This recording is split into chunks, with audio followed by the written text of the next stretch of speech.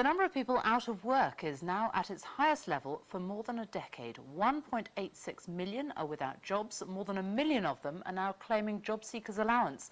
And what's more worrying is that the number of new jobs available has dropped significantly. Our business correspondent John Moylan reports. With grim news every day on job losses, it's little surprise the official figures are soaring. There are now 1.86 million people unemployed. That's up 137,000 on the previous month. And behind the statistics, the human cost.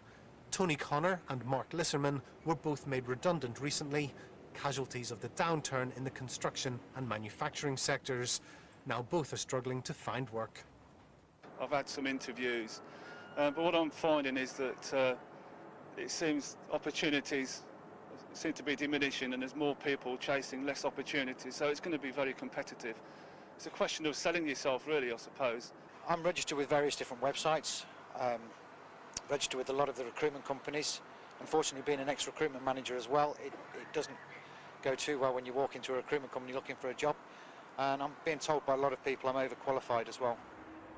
Today's unemployment figures will make grim reading for a government which has made much of its track record in getting people off benefits and back into work.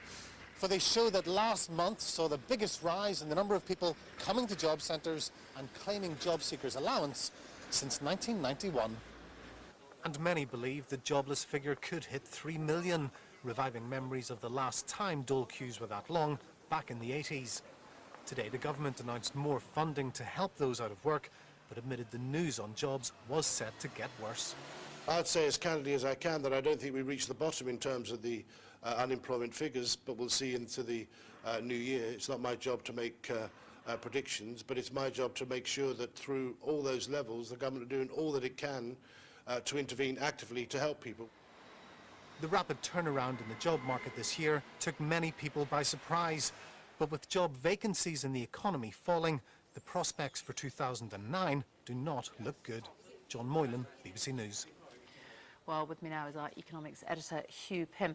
These unemployment figures actually just go up to October, don't they? And we already know a lot of people have lost their jobs since then, and things basically are going to get a lot worse.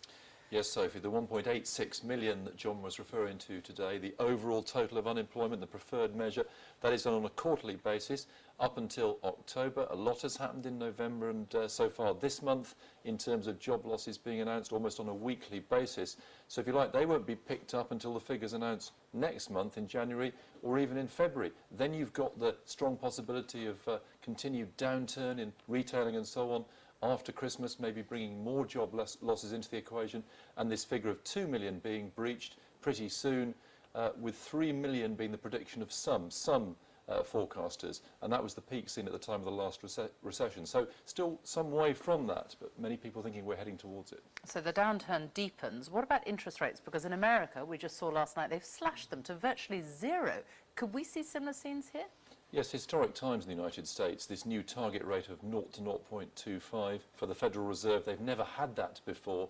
They really are in new territory there. They can really go no further. They're having to consider other measures, which effectively amounts to boosting the money supply, pumping money out there into the economy to try to get people spending again. Here we learnt today that the Bank of England considered going even further on their last rate cut. They cut to 2%. From 3%, they looked at possibly going even lower, which would have been a record low.